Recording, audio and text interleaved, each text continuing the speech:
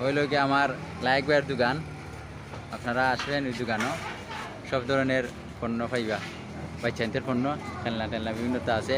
তাই পাইকারি এবং খুচরা বিক্রেতা আপনারা হয় যার যেটা চয়েস আছে তাই ন্যায্য মূল্যে দিবা। গাড়ি 300 দিল। গাড়ি কত আর বিক্রি কত? 10 টাকা কম হইতে নাই বিক্রি।